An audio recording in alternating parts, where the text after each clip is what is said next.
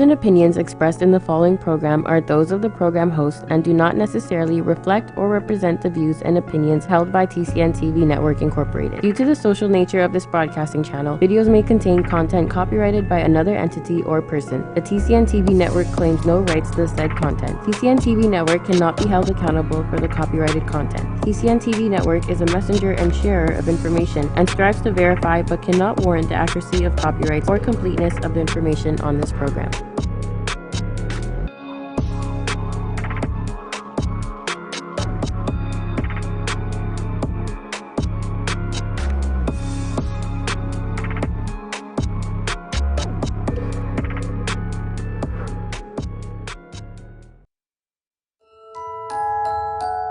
And then we expand on them with very.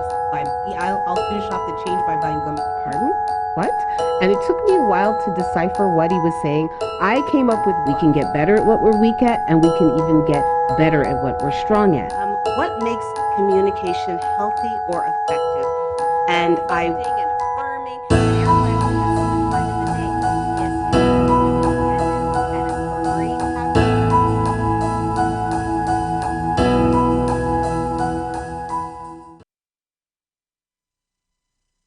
Welcome to this edition of What Matters, and I'm your host, Eric Hilita, and today we will be speaking about chronic illness. So let's start at the beginning and define what chronic illness is. So can we have the first slide, please? So chronic illness, illnesses that are prolonged, do not resolve spontaneously, and are rarely cured completely. It's a disease or disorder developing slowly and persisting for a long period of time, often for the remainder of the lifetime of the individual. So that is what chronic illness means. So it's called chronic illness, chronic disease, and I think you'd probably be surprised to know how many people are affected worldwide. So when I was doing my research, I looked into it, and interestingly enough, the number for the United States of America is also the number for the world. And we're looking at 45 to 46% of people suffer with a chronic illness. So that's almost half of the population of the world. So it is a very big thing. It's a very big deal. And it affects almost half of us worldwide. Now, the thing with chronic illness, as it said in the definition, it is prolonged. It is long-term. It is something that persists usually for the lifetime of the individual. And this is what makes it so debilitating. So today, what I'd like to talk about is, one, what chronic illness is, and I kind of covered that, how a person copes with it, how we can help them cope with it, and then I speak about one that is, I would say near and dear to my heart, but I would prefer if it was far away and not close to me at all. But there is a chronic illness called sarcoidosis that I do want to speak a bit about today. I am wearing purple. I'm wearing the color of the ribbon of sarcoidosis, and I myself am a sarc survivor, warrior. Sometimes we're called snarky sarkies because chronic illness can make you a bit grumpy. And we will speak a little bit about the psychological effects as well.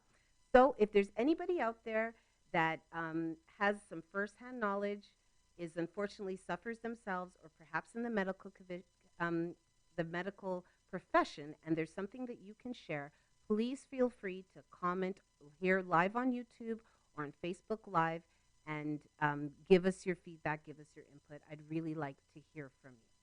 So, chronic illness, it is something that is permanent for most people. Sometimes there are instances where it does is resolved, but it's permanent for most people, it's long-term, and it affects the quality of their life.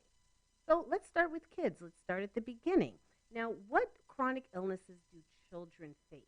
Now, here you see asthma is one of the chronic illnesses that children face, and my first child actually had severe asthma when she was young, and I'm happy to say it is something that does not affect her as consistently, but is definitely still affecting her.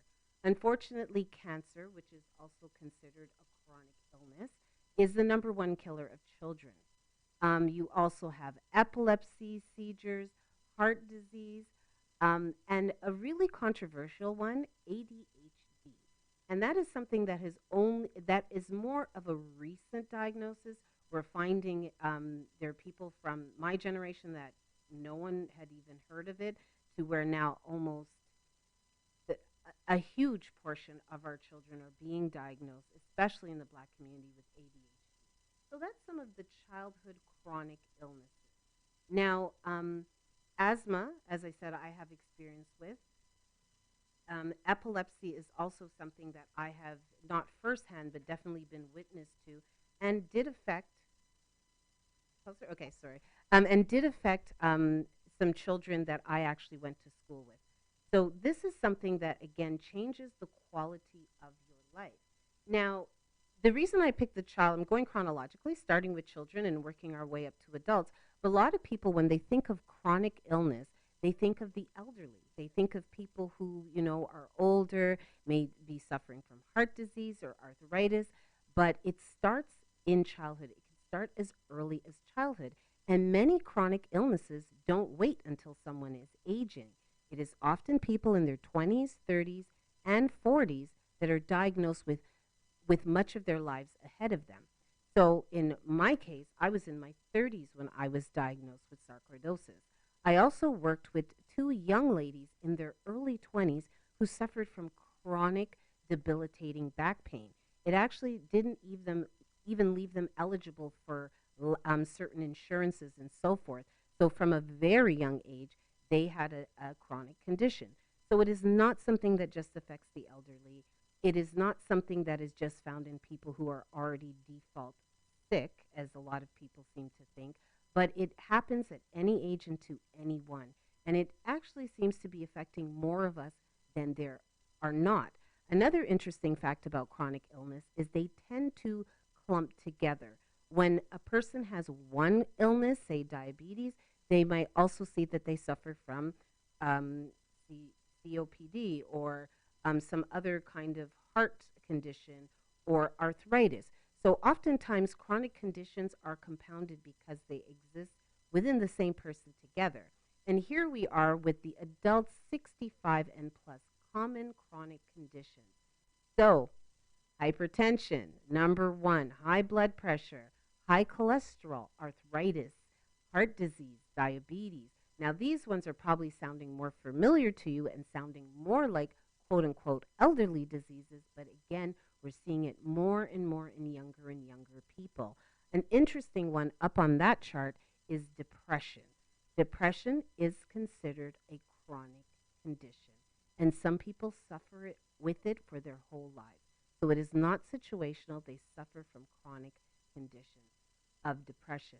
And then Alzheimer's and dementia, again, another debilitating and very sad condition that we see people suffer with. And then chronic obstructive pulmonary disease. That's your COPD, if you were wondering where that acronym came from. So it is a lung condition.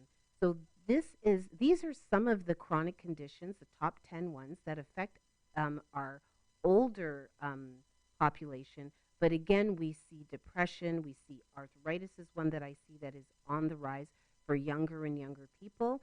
And we will talk a little bit about diet and how that comes into play in these diseases. So, what happens when you are diagnosed with a chronic disease? And before I get to that, I want to talk about a subdivision of these chronic diseases, and that's autoimmune disease. So, autoimmune diseases, there are over 100 types of autoimmune disorders. Now, I'm not doing this show to scare you, but to inform you. These things are out there. And what's very interesting, especially about sarcoidosis, the condition I have, is many people are affected and don't even know it. So what I'm hoping to do with this show today is to highlight some of these conditions. If you are suffering from them or suspect you may be, kind of give you a roadmap on how to get diagnosed and how to deal with it, how to help people in your life that may have those conditions, and to recognize it. I really want people to pay attention to their bodies, pay attention to what their bodies are saying, and maybe be able to catch something at a state where they can get more help. So autoimmune disease, they can affect all those different systems. If you could put that back up, because I can't remember. Brain, blood, GI tract, nerves, lungs, skin, muscles, bone, thyroid. And there's over 100. And you'll see under each, and I can also post these on my page. I will post this one on my page. It's a great infographic. They do list some of the diseases that affect those different ones. So leukemia, which is a cancer.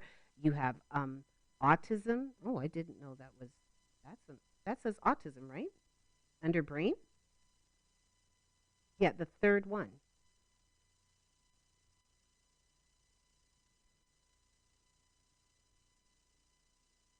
Yeah, autism. I just learned something new. They say that's autoimmune. I did not know that. Um, so here you have some of the autoimmune diseases, and those are also often chronic.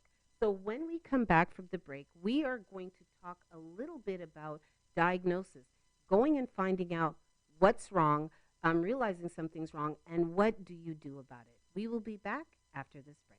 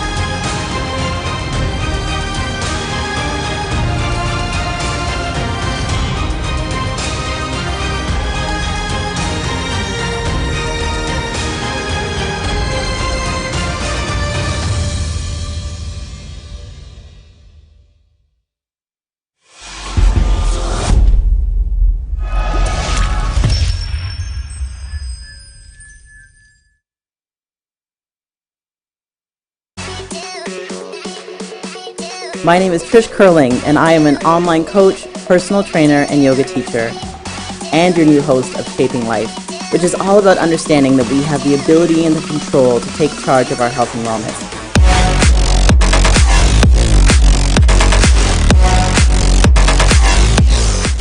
But we can't do it alone, and I can't wait to sit down with the best in the industry. Please tune in every Friday at 1 p.m. live here on the TCN Network.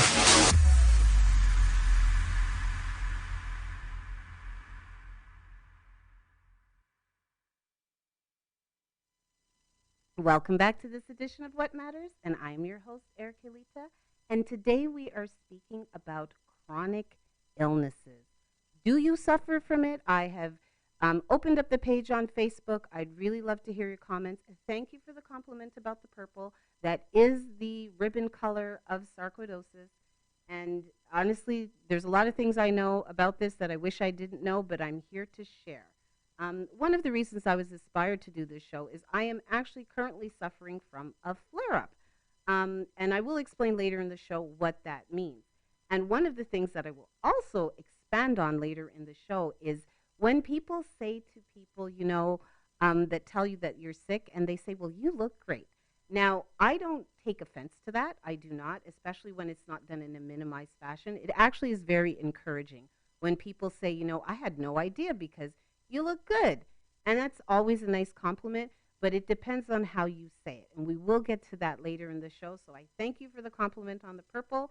And I did it to represent this unfortunate condition that I've been faced with and so many others that I've met and know also face. It's really amazing how many people suffer with chronic illnesses that we know nothing about. I actually found out there's several childhood friends I have that are suffering from lupus, from MS, and these are things that they're silent. They don't quote unquote show. People expect sickness to look a certain way, and when it does not fit their idea of what sickness looks like, it's often disregarded, and that's unfortunate because it leaves people feeling very isolated. So before the break, we spoke about some of the autoimmune diseases that are out there, some of the chronic conditions that children face, that adults over 65 face. And I didn't pull up an infographic for the ones in between because people in their 20s, 30s, 40s, um, anything that I've listed could affect them. A lot of things are diagnosed during that time, or rather, they're felt. The symptoms are start to be felt, but they are ignored because we always try to keep going. And, that could be good and that could be bad. So we're going to talk a bit about um, acceptance and do we do when we are diagnosed, and how do we deal with that? Acceptance doesn't mean resignation. It means understanding something is what it is, and there's got to be a way through it. And that's from a famous Canadian actor, Michael J. Fox, who had, I believe it was Parkinson's, and very early. And if I got the condition wrong, please type it in the comments. But he was actually a great spokesperson because even in the face of a debilitating condition, which caused him to shake and to have tremors, and I believe it affected his memory, he still showed up and he still was in the public eye because he wanted to bring awareness to it. And that's something that I think is really important, that the people who suffer with these conditions, that they speak up. Because what happens is people live in a lot of shame and they feel that they've done something wrong or they should hide it. And when other people who you admire or you look up to, or people that are in the spotlight, speak up on how they're coping and how they've suffered, it really does inspire a lot of people. And that's really what I hope to do today. So what are some of the mistakes that we make when we're diagnosed? And what can we do about these? So some of the common mistakes that we make when we're diagnosed with a chronic condition are, hold on, I'm just waiting for it to go because I don't remember them all by heart.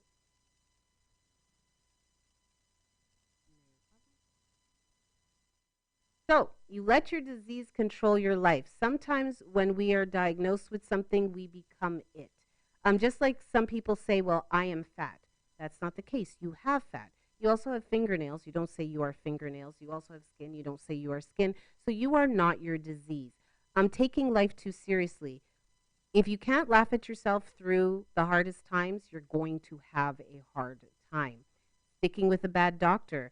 Odessa from Cultivate Your Wellness had a wonderful post today that I was supposed to include, but she basically said, push for your health.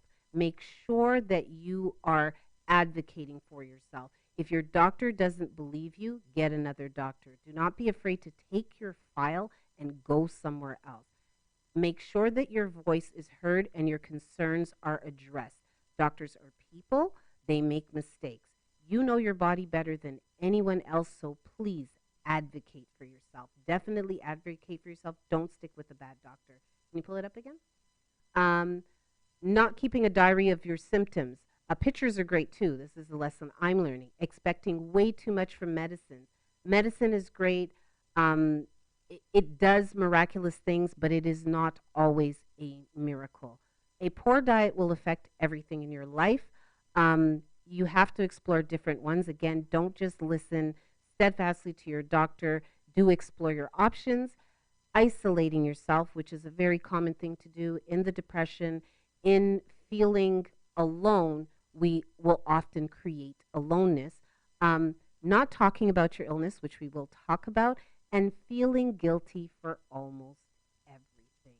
And that's a really big thing. When you have a chronic illness, the guilt of not being able to be 100%, not being able to do what you did, and that feeling of letting yourself and others down can put you in a state of guilt, which will also lead you into depression. So these are things that you really have to be aware of. Now, the next one we won't have up for long, and it's called the stages of chronic illness. But to be quite honest, I would not call it that. I don't feel that they're stages necessarily. Wow, I hope you guys at home can see that because I can't see it that well. But a lot of the things that they list, the persistent pain, the stress, the anxiety, medication, all of these things aren't necessarily stages. People experience these at different times in different orders. But these are some of the things you can expect to happen, especially the isolation, the anxiety, feeling angry. These are all normal reactions to being told that life won't be the way it was for you before, and that you have to deal often with a painful condition. So again, I don't think that there are necessarily stages.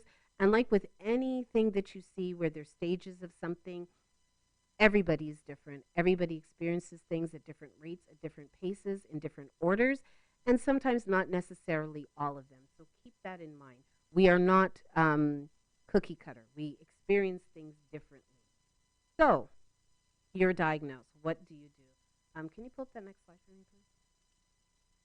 So on my bad days, I try to remember how overwhelmingly privileged I am. I list the things I can do, and they far surpass what I can't. So having a good doctor, having a good network, being active, having good insurance, even the country I live in provides that for me. Having youth on my side. These are things that sometimes on the very bad days, you do have to pull from that well of all the things that you have to remind you and to put into perspective what is happening right now, because the bad moments can feel like everything. So it's very important to hold on to the parts where you remember that are really good. So you have to keep that in mind. The next one, Selena? The symptoms. So how did I end up at the doctor? What got me there?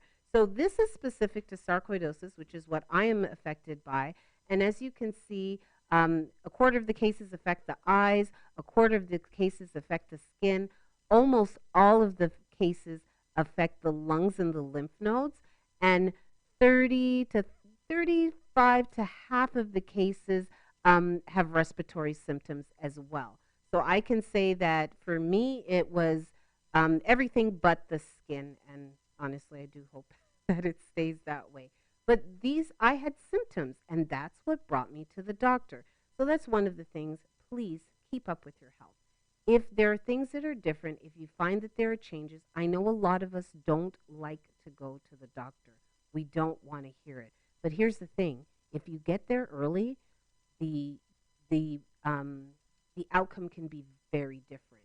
So as soon as you start to notice these changes, and that's why these diaries are really important, because we lose our subjectiveness. When you're in pain, when things feel bad, you may skew the timeline. You may think that it's lasted a lot longer than it has, or in the reverse, because you don't want to be afflicted or have anything wrong with it, you may minimize it and say that it hasn't lasted as long as it had. So write it down, start keeping track, and also pay attention to the people around you that pay attention to you. You may have had people different people say the same thing to you repeatedly. You look tired. You don't have the same energy. Your mood is different. If these are trusted people around you that know you well, it would be wise to listen to them. So when we come back, we're going to speak a bit more about getting your diagnosis and going through it. And I will also expand on the whole phenomenon of sarcoidosis, and I said phenomenon wrong, and also to give you what some of the other symptoms are, and maybe you'll recognize some of them in yourself. We'll be right back after this break.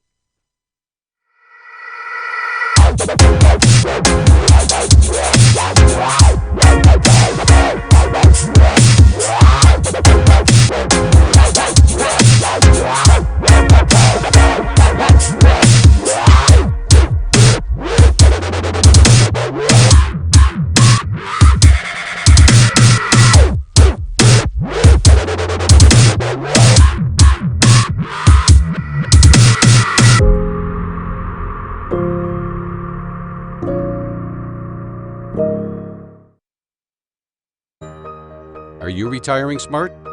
Make your home's equity work for you.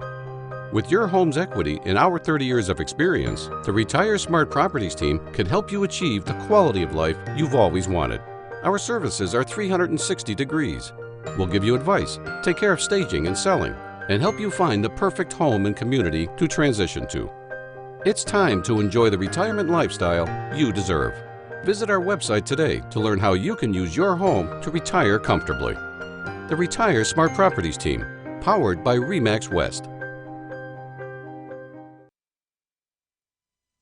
Welcome back, and I'm Erichelita here on What Matters, talking to you about chronic illness. So we've gone over the definition. What is it? What some of the diseases are? Who does it affect? Everybody is the answer to that. And what do you do when you're diagnosed? That's where we're at. What do you do? And why would you go get a diagnosis? And you will find that there are changes in your body, changes in the way that your systems are working, and you need to check it out. I know a lot of people don't like the doctor, but getting there early is often the best thing that you can do for yourself. Not let the condition get worse on its own. So pay attention to your body, pay attention to your mind, how you're feeling, and if you're noticing chronic changes, get to the doctor. So now you're there. What happens next? Can you post the next slide, Selena? So this is exactly what happened to me. This is not my cartoon. I can't draw this well, but this is what happened to me, with the exception of I worked at the hospital. So I didn't need to miss work. I actually just went to work to have everything done. So I missed 2 weeks of work, bounced from doctor to doctor, 4 regular visits, and 1 trip to the emergency room in a 2-week period. And that's how a lot of chronic illness diagnosis starts out, with the condition getting worse and people seeking medical attention and then having to go to different doctors to get a diagnosis. That's why it's really important that the doctor that you're with, if you are watching this and you know you don't trust them, you know that you don't have a good relationship, start looking for someone who listens and understands you and pays attention. It is very, very important. You do not want a medical professional who will minimize your symptoms. It can be fatal, quite honestly. It's really, really important. So you've been diagnosed, you've gone, you've had the test, you are told that you have something. What do you do next? How does this work? And I am going to get to that a little bit later in the show. I actually did go over some of it. And a big part of it is being able to communicate with someone who's understanding, be it your medical professional or your circle of support around you. One of the things you will find with anything chronic is that the ears that listen become less and less. So you really do have to figure out who your support system is and rely on that support system. It is extremely important, and especially for people who are very independent, what you may find is extremely difficult because now you have to rely on people. But it is a good thing. And vulnerability is a strength.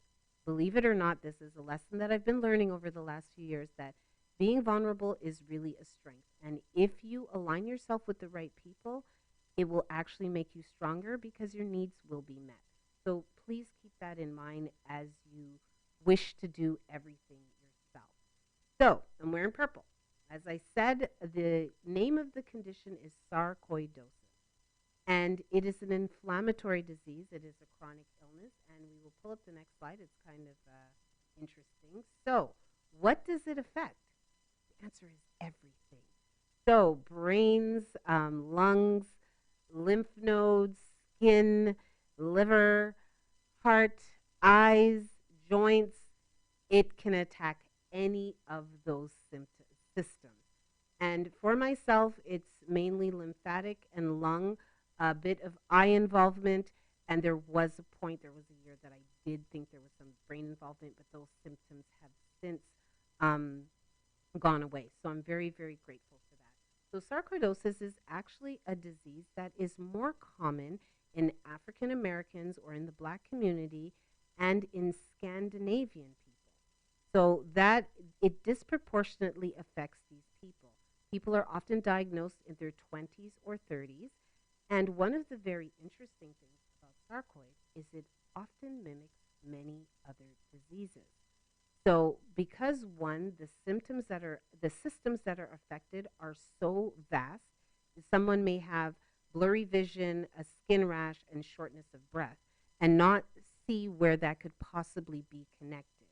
It can be, and this may be what it is that you have. Now, interestingly enough, one of the things that sarcoidosis does mimic and imitate is lymphoma.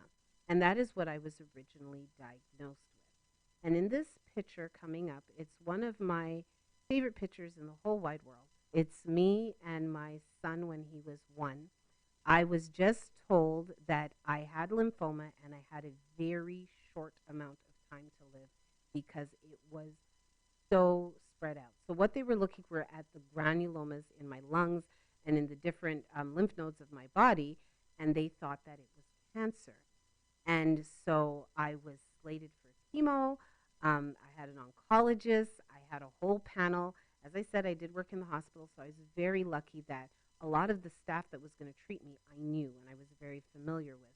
And luckily for me, and I hope that he's watching, Dr. Mark Paliu, I thank you always and forever for paying attention, looking really hard, and saying, something's not right. So he was the one who had me do more tests and through rule out, realized that indeed it was sarcoidosis. So a very, very scary beginning of a diagnosis, terrifying because it was with a very short limit. It was supposedly fatal. And believe me when I tell you, I was very happy when I was told it was not lymphoma and it was something else. Now, the only thing about the something else is the only person who knew what that something else was that one doctor in the whole hospital. Everyone else had not heard of it. And so what I faced going forward was going to doctors and telling them the name of the condition and them going, oh, what? And kind of brushing it off. So I actually had to find people who knew about the disease and knew about the condition. And because it's not something you can test for. It's actually tested by rule out. They do every other test, and if it's not all those things, they kind of put it together and decide it's sarcoidosis. So it's very interesting on how that was diagnosed. Now, what do you do next? It upends your life, and you try to find a new normal. And because it's transient, it comes, it goes, it could be intense, it could be mild, it affects different systems. You never know how it's going to affect you, and therefore it's very hard to know how to react. So should I talk about my diagnosis on my first date? Do I tell my friends that I'm feeling particularly awful? And now that this is a thing in your life, these are some of the things that you have to figure out. Is this something you want to divulge right away? Is it something to divulge? Am I hiding something? Is it something that someone should know right off the bat? Because you often feel bad. Do you tell your friends you feel bad? And what do your friends say? So, as I had said earlier, you look great. That's not a bad thing. I know that it's on the list under the what not to say. Telling someone they look great, I don't think is a bad thing. When it is a bad thing is when you're using it to minimize what they're telling you on how they're feeling. Someone tells you they feel terrible, they're in extreme pain, everything hurts, and you're like, well, you look good. That is not helpful. Stop thinking about it and get busy. Try a new health supplement. I wish I could just stay home and be sick instead of having to go to work all day. The luxury of that. Don't give in. You need to fight the illness. Illness is caused by stress. You need to just learn to cope better. These are things not to tell people. And I'm guilty of it because I've said that to people too. But as we learn and we grow and we realize how our words affect people, we can make smarter choices. So what do we do? What do we say to people? One of the things, and we've said this about so many other conditions, be it mental health, be it physical, be it situational, offer concrete help. Offer the person something concrete. Do you eat chicken or would you prefer pasta? Is there something I can do for you? Admitting you don't know what to say is really good. Some of the most comforting words are, I don't know what to say, but I'm here. Tell them that they can release with you. If you need to cry, I'm here for you. Bringing them dinner, going to the store for them, and just complimenting on the fact that you see that they keep going, they keep trying, and maybe engaging them in a conversation. That last one, you're going through so much, yet you still have so much joy. How do you do that? And then they are able, you're opening up a conversation where they can share their feelings with you, share their methods with you, and let you know how they do it.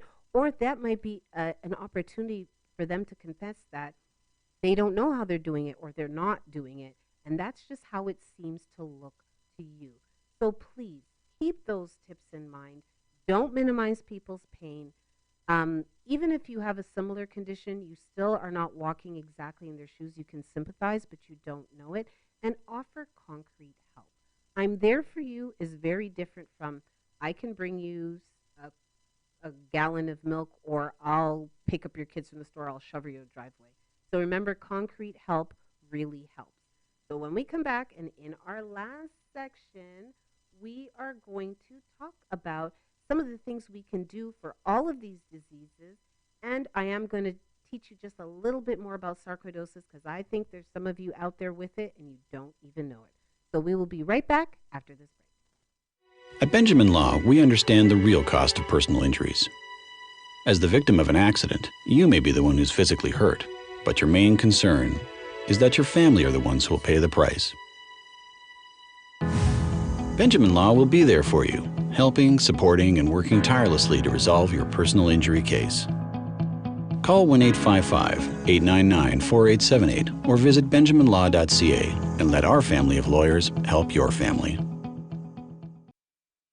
World-famous spiritual astrologer and psychic Pandit Sai is born to serve people. He's an expert on palmistry and horoscope. He can handle all problems and give Vedic solutions for business, job, love, marriage, husband and wife problems, children, personal, and many others, including depression.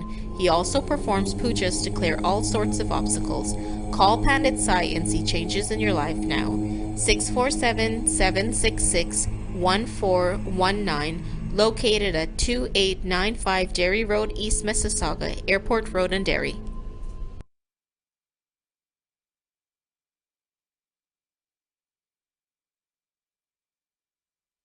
Welcome back to this edition of What Matters. We are in our last quarter. We're here talking about chronic illness and diagnosis, sarcoidosis, what we can do to help, how we can help people. And I think that the how we can help almost remains the same, and that's giving concrete offers, things that you can do, things you're willing to do, and listening and not minimizing. Do not minimize what people go through. I think people do it out of uncomfortableness.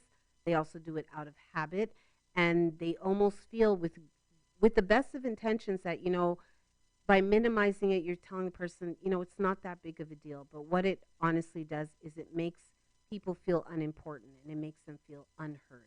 So really try to break that habit. I know I have. As I said, these are things that I used to say to people all the time, and really with the best heart. But sometimes our intentions are not translated in our words.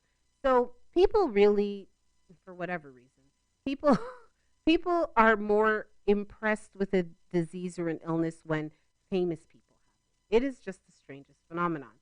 So I did find some famous people that have sarcoidosis. One of the most recent passings, and what he was very, very popular, was Bernie Mac. Bernie Mac has a foundation for sarcoidosis.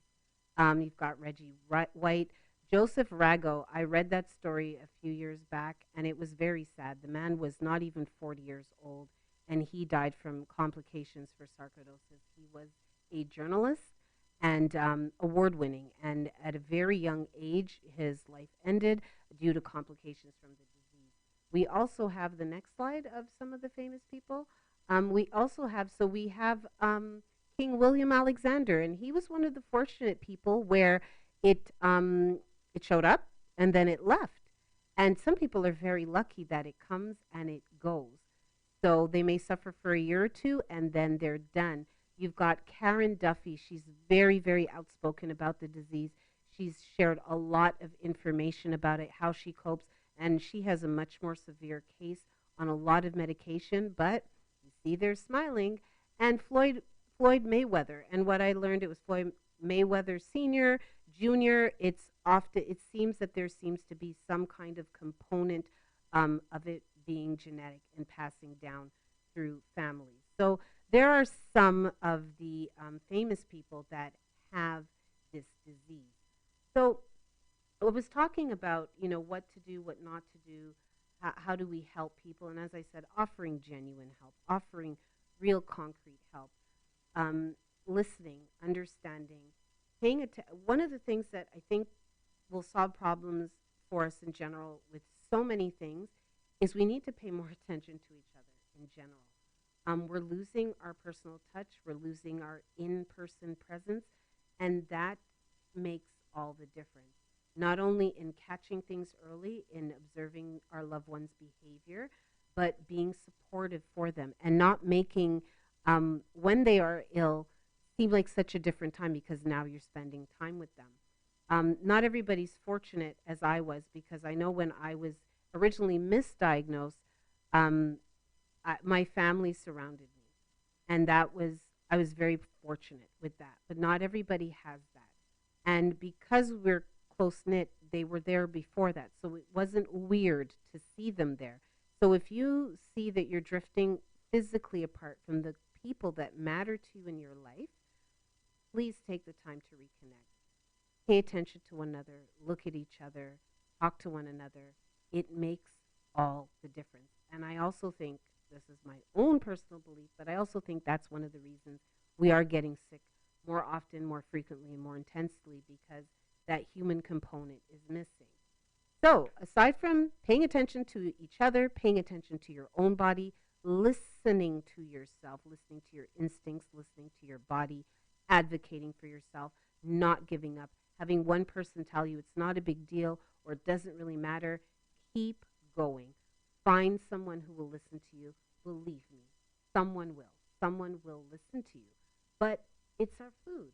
How does the saying go?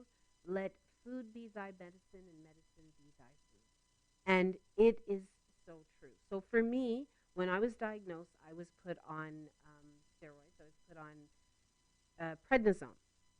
I hate prednisone. I don't use the word hate often, but I hate prednisone. And so after being on it for a year or two, I had to wean myself off. The side effects were horrible. It was just did not work for me. And I felt that the side effects were just as bad as the disease itself. And with the prednisone came other drugs that I had to take to help me deal with the prednisone. And as somebody who doesn't even take Tylenol, I was walking around with a bag of pills and it just wasn't working for me. So what I did is I went back to my doctor and I explained to him that I hated it and I was coming off. And what I wanted was his assistance with this, that I was going to look for alternatives. Now, as I said, if you find someone who will listen to you, they will listen to you. So he gave me the instruction to wean off, and I found, and I feel very badly because I should have put up the cover of her book, bless her, that she sent it to me. But this lovely woman in the States many years ago sent me her book, and it was about her husband fighting his battle with sarcoidosis and how food changed his whole life. And he was not really able to move. He wasn't able to work anymore. He used to do cycling races, was no longer able to do that. Also on prednisone, you gain tons of weight and you get really cranky. You're not the same person. And one of the main things in this book was diet. Green smoothies. That's what it was. And if you follow me on social media, you will know this is something I've been speaking about for years, because as I've said to many people, and I stand by my words, this saved my life. It allowed me to function well, and normally it reduced the occurrences of my flare-ups. I really changed my diet. Did I include the anti-inflammatory? Yes, I did. So did you know there are inflammatory foods and anti-inflammatory foods? And unfortunately, that one's not as clear. But there are anti-inflammatory foods. And I can tell you this, fried foods inflamed you. Processed foods inflame you. You want to stick with nuts. You want to stick with fruits. You want to stick with vegetables. Sugar is inflammatory. Again, a lot of the chronic illnesses, a lot of the autoimmune illnesses have to do with inflammation. Inflammation is one of the biggest um, problems we have within our bodies. When things become inflamed, be them joints or whatever it is, it causes problems. So please look into anti-inflammatory foods. Even if you find yourself getting a little bit creaky now, things like arthritis, so many things are affected by the inflammation within our bodies. And how do you make green smoothies? This is something I can make a video on how to do green smoothies once a week. Maybe I should do that. I'm very, very unscientific. Okay, they have measurements up there: 2 cups, and 3 cups. I fill my blender with handfuls of kale or spinach. I add in fruits. My absolute favorites are a combination of mango and pineapple. I have a sweet tooth. I like sweet things. You can put seeds in there. I use water. Some people use almond milk. Tea is awesome too, believe it or not. If you steep some green tea, you could put that in there. And then also too, they've got wonderful summer teas, watermelon flavor, peach flavor, and they're all natural. So you add that to your smoothie. And believe me when I tell you, I promise you, I swear to you, green smoothies taste fantastic. I have come to associate the color green with goodness and health and vitality. As a child, if it was green, I didn't want to eat it. Now, as an adult, if it's green, hand it to me. I definitely want it. So try it out. Before you knock it and say, oh my gosh, I'm not blending up spinach, you don't even taste the spinach. Take your favorite fruits. I also love to put bananas in it. It really makes it quite sweet. I've had people try it and they are sure I've added sugar, and I haven't. There's so much natural goodness in the food that we eat that we don't realize, because as you consume more and more processed foods, it kind of neutralizes your taste buds, especially if you like a lot of artificial sugar. That is so much sweeter than natural sugar that eventually what happens is natural sugar doesn't even taste sweet anymore, because you're used to such a higher intensity of sweetness. So please keep that in mind. So in summary, over half of us have a chronic illness and suffer from it, almost half of us. It is very common. We need to pay attention to each other. We need to pay attention to our bodies and honor our bodies. Listen to them. Your instincts are never wrong. That's just a fact. Your instincts are not wrong. That gut feeling inside of you that says something's not right is right, and follow it through. Be kind with your words. Do not minimize. Offer people concrete help. Offer them things that you are willing and able to do for them so that they actually have help that they can use. And eat well. Eat well. And talk about what affects you. Talk about what bothers you, because you would be surprised who else is suffering. You'll be surprised who else needs to hear this, or will say, oh my goodness, that's me too, especially within families. Unfortunately, a lot of families, they don't clearly communicate the things that are going wrong, and you could have siblings, cousins, aunts, uncles who have suffered or are suffering from the same thing. So speak up, speak out, and speak for yourself.